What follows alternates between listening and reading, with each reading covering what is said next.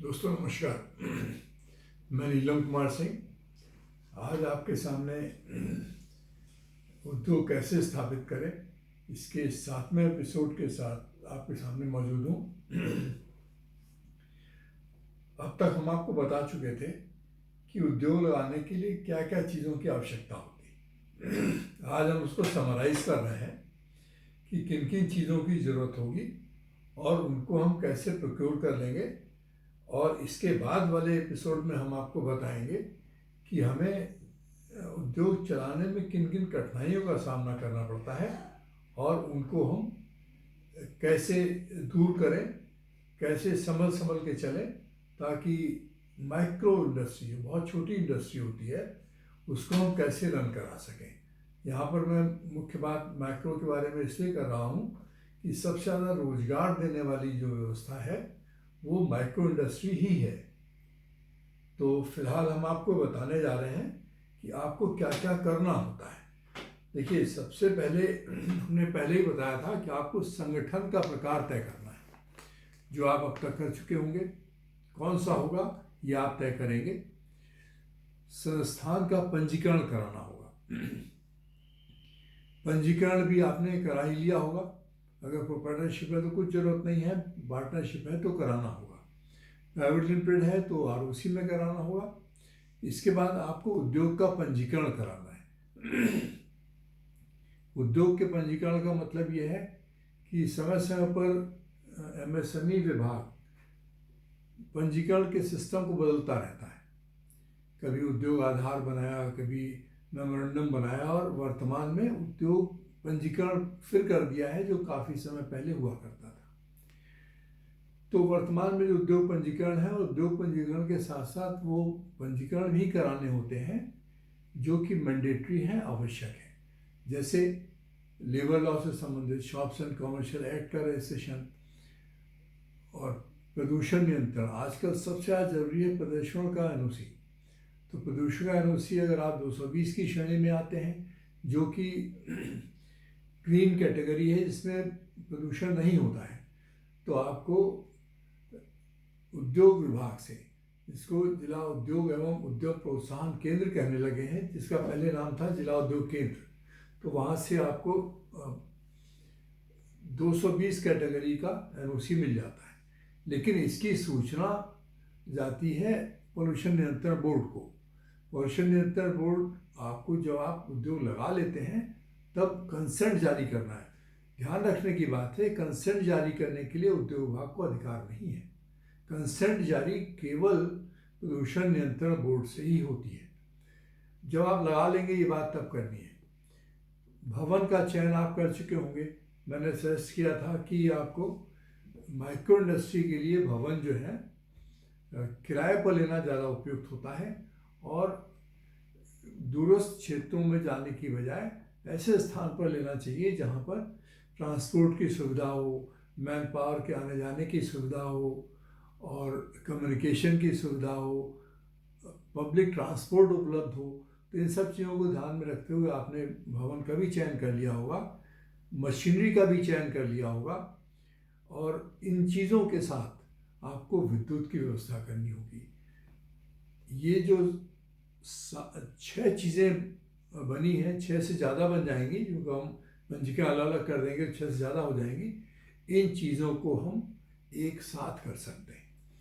मतलब अगर हम आप इसको समय के हिसाब से देखें तो 1 महीने के अंदर इन सारी चीज़ों का आप व्यवस्था कर सकते हैं। इसके साथ ही आपको ज़रूरत होती है मानव संसाधन चयन की। मानव संसाधन के बारे में मैंने आपको बताया था कि मानव संसाधन वो होना चाहिए जो आपके मल्टीटास्किंग एम्प्लॉय हो, सभी काम हर एम्प्लॉय कर सकता हो।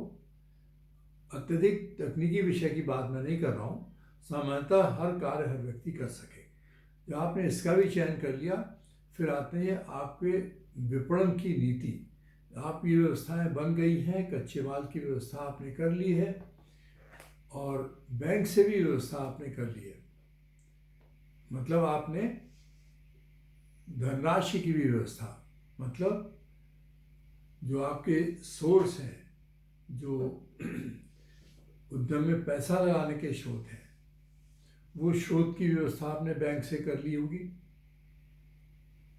मतलब वित्तीय स्रोत जो आपको लेने हैं वो आपने वित्तीय स्रोत ले लिए हैं। मानव संसाधन का चयन हो चुका है।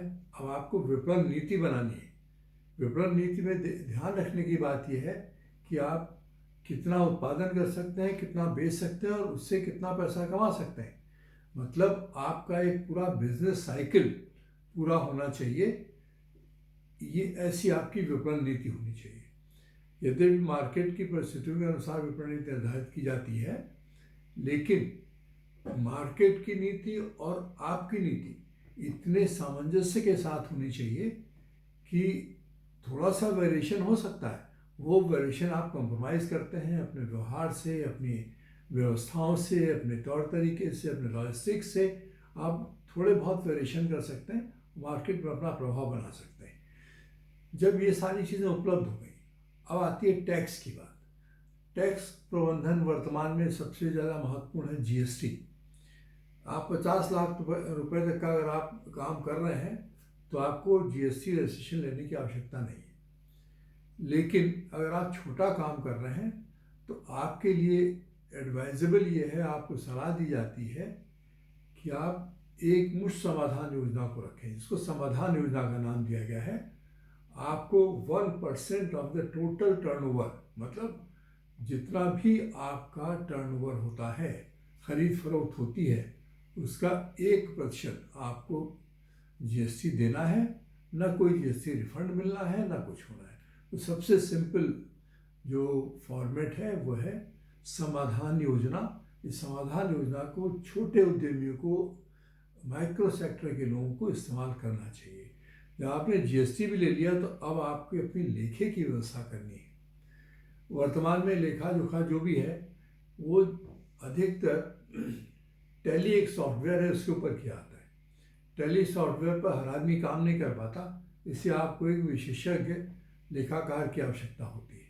लेकिन मेरा सजेशन है इस बारे में कि आप टैली पर लोड करने से पहले अपनी व्यवस्था को पुरानी व्यवस्था के अनुरूप, जिसको लाल किताब कहते थे, लाल बुक कहते थे, कैश बुक कहते थे, इसके अलावा रोजनामचा भी कहलाता था। तो इस तरह से आप रोजनामचा, इसको डेली बुक कहते हैं।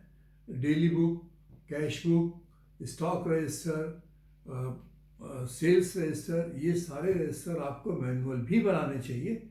और जब आप मैनुअल उसको ठीक कर लें तब आप उसको टैली पर लोड कर देना चाहिए।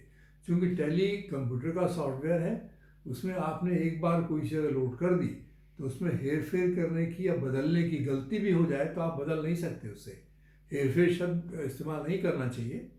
लेकिन आपको कोई भी अगर परिवर्तन करना है, चाहे वो भूल से ही हो गया है, आप टैली में नहीं कर सकते। और अगर आप परिवर्तन करते हैं तो उसमें रिकॉर्ड होता है कि आपने परिवर्तन कब किया। तो टैक्स की निगाह में आप कहीं ना कहीं संदेह की हालत में आ सकते हैं। इसे ऐसा नहीं करना चाहिए। और सबसे महत्वपूर्ण चीज़ ये है कि आपको प्रारंभ में प्रत्येक दिन, 6 महीने के बाद प्रत्येक सप्ताह, 10 महीने के बाद प्रत्येक माह अपने फर्म का स्वतः अवलोकन करना चाहिए और फीडबैक लेना चाहिए। तो आज अपनी बात को मैं यहीं पर समाप्त करता हूँ और इसके हिसाब से अधिकतम आपको 4 माह के अंदर अपना उद्यम प्रारंभ कर देना चाहिए। यद्यपि व्यवस्थाएं ऐसी हैं कि 4 माह में उद्यम स्थापित होते मैंने बहुत कम देखे। फिर भी प्रयास करना चाहिए, 4 में नहीं 6 माह में लग जाए, लेकिन उद्यम को जितनी जल्दी आप लगा लेंगे उतना आप लाभ प्राप्त कर सकेंगे। तो ये मैं आपको संक्षेप में बता रहा हूँ कि उद्यम आपको किस प्रकार से लगाना है और किस प्रकार से चलाना है। और मैं आपको आज अपने बारे में बताना चाहता हूँ कि मैं भूतपूर्व संयुक्त आयुक्त उद्योग रहा हूँ। मैंने उद्योग की सेवा लगभग 35 वर्ष तक की है और मेरा सौभाग्य रहा है कि मुझे विभिन्न प्रदेशों में भी अनुभव प्राप्त रहा है। और मैं अपने अनुभव का लाभ चाहता हूं कि हमारे उद्यमी भी उठाएं। इसलिए मैं अपना कॉन्टैक्ट नंबर आपको दे रहा हूं, आप चाहें तो नोट कर सकते हैं। मेरा नंबर है 9 9557655600। मैं इसको रिपीट कर रहा हूँ, 9557655600। मैं नीलम कुमार सिंह हूँ। अगर आप मुझसे संपर्क करना चाहते हैं तो आप इस तरह मुझसे संपर्क कर सकते हैं। और अगले अपने वीडियो में मैं इस विषय को समाप्त करूँगा, और कोई भी चीज़ अगर आप जानना चाहेंगे तो उसके बाद आप हमसे फ़ोन से कांटेक्ट कर सकते हैं, हमसे मिल सकते हैं, तभी आपकी मैं सेवा कर सकता हूँ। इन्हीं शब्दों के साथ मैं आज अपनी बात समाप्त करता हूँ।